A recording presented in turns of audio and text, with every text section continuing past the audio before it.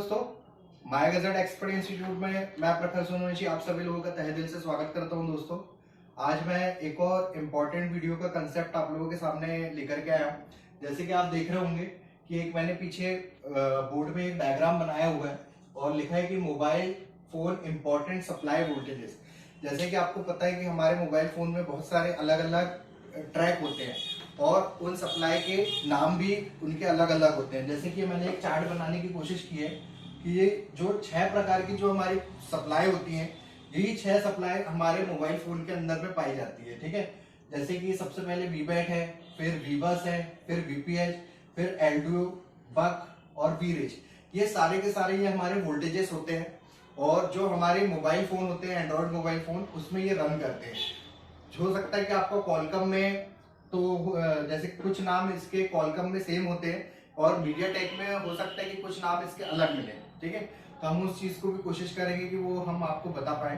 तो आज मुझे आपको यही पावर रेंज पढ़ाना है कि इसका जो वोल्टेजेस है कि वो कैसे डिस्ट्रीब्यूट होता है हमारे पूरे मोबाइल फोन में। तो चलिए आइए देखते हैं हम लोग। तो देखिए, यहाँ पे मैंने ये सबसे पहले एक चार्जिंग कनेक्टर बनाया है। ठीक है, तो चार्जिंग कनेक्टर में क्या होता है कि जैसे ही आप किसी मोबाइल फोन का चार्जर जो रहता है आप उसको कनेक्ट करें तो चार्जर का वोल्टेज कितना होता है?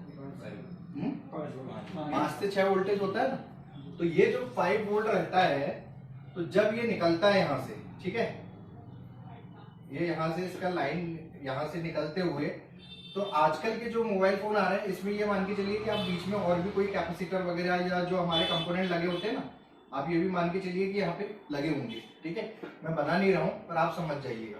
तो इसमें क्या होता है कि एक छोटी सी आईसी होती है। ठीक है, और इस आईसी का नाम होता है ओवीपी, जिसको हम बोलते हैं ओवर वोल्टेज प्रोटेक्शन आईसी। पहले मोबाइल फोनों में क्या होता था कि आपने देखे होंगे कि अगर आप रात भर किसी मोबाइल फोन को चार्ज में लगा के रखते थे, ठीक है, तो क्या होता था, फोन उड़ जाता था या शॉर्ट हो जाता था फोन, या उस मोबाइल फोन की बैटरी खराब हो जाती थी। तो फिर क्या हुआ कि लेटेस्ट जैसे जैसे जैसे टेक्नोलॉजी अपग्रेड हुई, तो इसके साथ ही क्या हुआ कि पहले जो होता था कि 5 वोल्ट डायरेक्ट हमारी पीएमआई पे जाता था। पीएमआई मतलब इसको बोलते हैं हम चार्जिंग आईसी। कौन सी आईसी? चार्ज। ठीक है, समझ जाइएगा कि ये हमारी चार्जिंग आईसी है, जिसको हम प्राइमरी पावर आईसी बोलते हैं। ठीक है, तो क्या होता था कि जब ये ओवीपी आईसी जब नहीं लगी थी तो क्या होता था, डायरेक्ट वोल्टेज जो जाता था वो इसमें जाता था। तो क्या होता था, ये आगे का ये जो हमारा पूरा जो सर्किट होता है मोबाइल फोन का, किसी भी मोबाइल फोन का, तो ये इसको डैमेज कर देता था। इसी वजह से हमारा मोबाइल फोन बहुत ज्यादा उड़ते थे। फिर जब टेक्नोलॉजी अपग्रेड हुई तो अब उन्होंने क्या किया कि एक ओवीपी नाम की एक आईसी, छोटी सी आईसी लगा के दे दी हमको। तो इस आईसी का नाम ही होता है ओवर वोल्टेज प्रोटेक्शन आईसी। कि कभी कभी क्या होता है कि अगर आपके घर में जैसे ओवर वोल्टेज आ रहा है तो ओवर वोल्टेज के कारण आप लगा देते हो, तो जो हमारी फोन की जो प्रॉब्लम होती थी कि फोन वगैरह उड़ जाता था, तो ये सारी समस्या अब आजकल की जो मोबाइल फोन चल रहे हैं उसमें वो समस्या बंद हो गई है, सिर्फ एक आईसी के कारण। क्योंकि इसने, इस आईसी का काम क्या है कि जो भी ओवर वोल्टेज आएगा इस आईसी पे, तो जो भी मार पड़ेगी उसको कौन सहन करेगा? ये वाली आईसी। ठीक है, और इस पे भी हमारा को कितना वोल्टेज आएगा? 5 वोल्टेज। ठीक है, और ये 5 वोल्ट का सीक्वेंस ये बना करके देगी हमारा, जो आपने देखे होंगे B2B।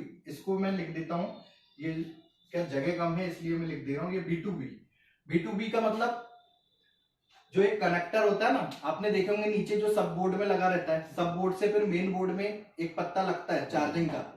ठीक है, तो ये वही कनेक्टर से, जो ये हमारा कनेक्टर यहाँ से जो मतलब वोल्टेज जा रहा होगा, तो वो वोल्टेज हमारे मेन बोर्ड में जाएगा और मेन बोर्ड में हमको मिलेगी ओवीपी आईसी। तो ये 5 वोल्टेज हमारे को देगा, किसमें? चार्जिंग आईसी में पहुंचाएगा। ठीक है, तो ये वाला जो हमारा वोल्टेज रहेगा ये कहलाता है वीबस। ठीक है, ये जो 5 वोल्टेज जो पूरा वोल्टेज जा रहा है इसको बोलेंगे हम वीबस। यहीं लिख देता हूं वीबस। ठीक है, अब जो है वीबैट की सप्लाई। ठीक है, अब वीबैट की सप्लाई क्या होती है? तो वीबैट की सप्लाई ये होती है कि आपको ये पता है ना, ये क्या है? Battery connector. ठीक है, एक पॉजिटिव एक नेगेटिव, एक आपकी आईडी और दूसरी होगी टेम्परेचर। तो जो आईडी और परसेंटेज है वो तो आपकी पावर आईसी से कनेक्ट हो जाएंगी। कौन सी वाली? जो सेकेंडरी पावर आईसी रहेगी इससे जुड़ेंगे। और जो हमारी पॉजिटिव लाइन है, खैर ये तो जो नेगेटिव है ये तो हमारा ग्राउंड है ही है, ठीक है। अब ये जो पॉजिटिव सप्लाई है, ये पॉजिटिव सप्लाई भी यहां से निकलेगी और ये जाएगी हमारे प्राइमरी पावर आईसी में।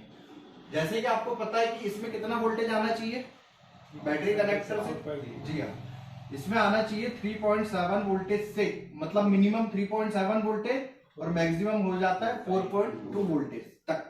तो ये यहाँ पे आपको चार्जिंग आईसी में देख पा रहे होंगे कि जो दो वोल्टेज है वो क्रिएट कर रहा है, एक तो हमारा वीबैट और वी बस, ठीक है, वीबैट और वी बस दोनों ने कनेक्ट किया, इतनी चीज में कोई दिक्कत नहीं है। अब इसके बाद क्या होता है कि एक आईसी का इनपुट दूसरी आईसी का आउटपुट बनता है, आपको पता होगा ये चीज, ठीक है। तो अब ये यहाँ पे जो ये 5 वोल्टेज और जो ये 3.7 वोल्टेज आया, तो अब ये क्या करेगी, ये पावर आईसी अब ये आगे निकालेगी अपना वोल्टेज। तो ये जो निकालेगी ये निकालेगी 3.7 वोल्टेज और ये देगी अपना 3.7 वोल्टेज आउटपुट किसको? सेकेंडरी पावर आईसी को, ठीक है। और यहाँ पे आपको मिलेगी एक कॉइल और कैपेसिटर वगैरह भी मिल सकते हैं आपको चार्जिंग आईसी के पास में। और ये जो कॉइल रहती है हमारी, ये रहती है वीपीएच की कॉइल, जिसको हम बोलते हैं वीपीएच पावर जनरेट करना, ठीक है। ये होगा हमारा वीपीएच पावर। तो ये वीपीएच पावर जनरेट करेगा हमारा सेकेंडरी पावर आईसी को। अब जब ये 3.7 वोल्टेज हमको हमारी चार्जिंग आईसी के आउटपुट में मिला, तो ये 3.7 वोल्टेज जाएगा हमारी सेकेंडरी पावर आईसी को। अब आपके मोबाइल फोन में अलग अलग सेक्शन होते हैं, 10 से 11 सेक्शन। कौन कौन से? कैमरा सेक्शन अलग होगा, ठीक है, ब्लूटूथ सेक्शन अलग होगा, वाईफाई सेक्शन अलग होगा, सेंसर्स का सेक्शन अलग होगा, ब्लैक लाइट का अलग होगा, ग्राफिक्स का सेक्शन अलग होगा। तो उनको जो ये अलग अलग वोल्टेज चाहिए, ठीक है। तो ये जो 3.7 वोल्टेज है ना, ये जो 3.7 वोल्टेज है ये आपके अलग अलग में, जैसे एक लाइट सेक्शन हो गया, एक ग्राफिक्स सेक्शन हो गया, एक आपका ब्लूटूथ वाला सेक्शन हो गया, मतलब जितने आपके मोबाइल फोन में अलग अलग सेक्शन है वहां पे ये डिस्ट्रीब्यूट हो जाएंगे। आया समझ में? तो ये जो 3.7 वोल्टेज है, जिसको जितनी वोल्टेज की रिक्वायरमेंट होगी वो वहां पे उतना वोल्टेज पहुंचा देगा, ठीक है। अब यहीं पर हम बात करें वीपीएच पावर में, आ गया समझ में कहां पे रहेगा ये सारी की सारी, क्योंकि ये बहुत इंपॉर्टेंट प्ले रोल करेगा वीपीएच पावर, क्योंकि जितने आपके अदर मोबाइल फोन के सेक्शन होंगे वहां पे आपको वीपीएच पावर ही मिलेगा। सबसे ज्यादा मोबाइल फोन के सेक्शन में आपको वीपीएच पावर देखने के लिए मिलेगा, ठीक है। और फिर इसके बाद है आपका एलडीओ। अब है एलडीओ वोल्टेजेस। तो एलडीओ वोल्टेजेस क्या होते हैं? तो जो ये हमारी सेकेंडरी पावर आईसी होती है ना, आपने देखे होंगे कि उसके आजू बाजू में बहुत सारी कॉइल और कैपेसिटर लगे होते हैं, देखे हो ना। तो उसमें ये दो कॉइलें होंगी, एक कॉइल ये और फिर से ये एक और कॉइल ये दो कॉइल क्या हो रही है कि आपस में यहीं से रिटर्न हो जा रही है, मतलब ये वोल्टेज अपना जनरेट कर रही है पावर आईसी के लिए और वापस से क्या कर रही है, पावर आईसी को भेज दे रही है। इसको बोलते हैं, एक होगी आपकी HLDO मतलब हाई एलडीओ और एक होगी LLDO मतलब लो वोल्टेज के लिए, ठीक है। और इसमें कितना वोल्टेज आएगा? इसमें आएगा 1.3 का वोल्टेज और एक में आएगा आपका 2.8। सॉरी ये L वाली एलडीओ है और ये हाई वाली एलडीओ है। इस एक में 1.3 का वोल्टेज मिल सकता है या और जो हाई वाली रहेगी वो उसमें आपको 2.8 तक का वोल्टेज देखने को मिल सकता है। और यहीं पे क्या होगा कि और 3 कॉइलें जुड़ी रहेंगी, ठीक है। और ये कनेक्शन रहेगा, इसका जगह कम है इसलिए आगे नहीं बता पा रहा हूं कि ये आपकी कनेक्टेड रहेगी हमारी सीपीयू से। और ये क्या करती है, ये कोर वोल्टेजेस प्रोवाइड करेगी। कितने कोर वोल्टेजेस?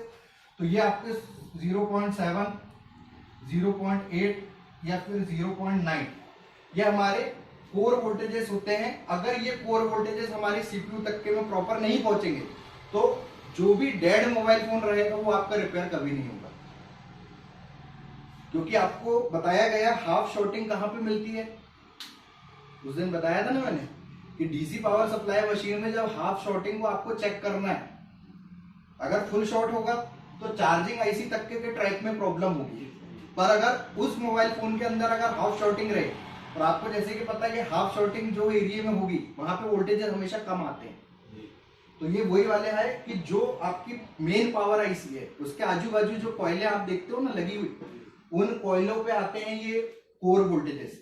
मतलब जो आपको 0.7, 0.8 और 0.9 के जो वोल्टेजेस है, इसमें आपको जो शॉर्टिंग है उसकी फॉल्ट फाइंडिंग की जाती है कोई भी डेड मोबाइल फोन के लिए, और ये बहुत इंपॉर्टेंट प्ले रोल करते हैं ये जो वोल्टेजेस हैं। ये वाले हो गए आपके एलडीओ वोल्टेजेस, और ये जो तीन जो मैंने यहाँ पे अलग लिखा हूं ये होते हैं आपके बक। कौन से होते हैं ये? बक। ये कहलाते हैं आपके बक वोल्टेजेस, ठीक है। और इसी में जो साथ में एक है वीरेज, ठीक है।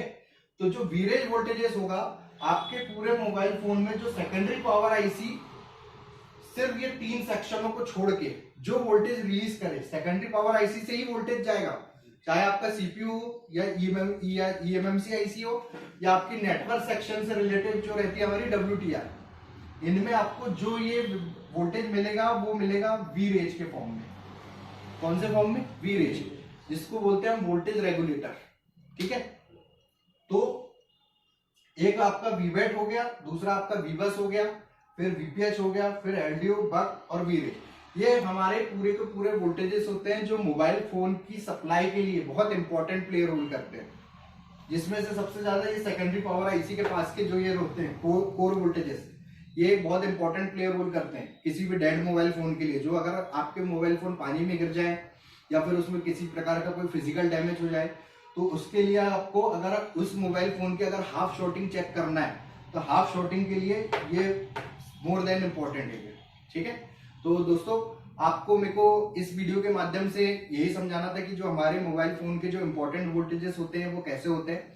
अगर आपको ये हमारा वीडियो अच्छा लगा हो, हमारे चैनल को लाइक और सब्सक्राइब करना ना भूलें। और दोस्तों हमारा न्यू बैच जो है अभी मार्च सेशन के लिए, तो जो अभी नया बैच शुरू होने वाला है, तो आप में से जो भी स्टूडेंट मोबाइल रिपेयरिंग का एडवांस चिप लेवल का कोर्स सीखना चाहते हैं, जो नीचे आपको हमारे डिस्क्रिप्शन में कॉन्टेक्ट नंबर दिया है उसमें आप कॉल करके जानकारी ले सकते हैं। धन्यवाद दोस्तों।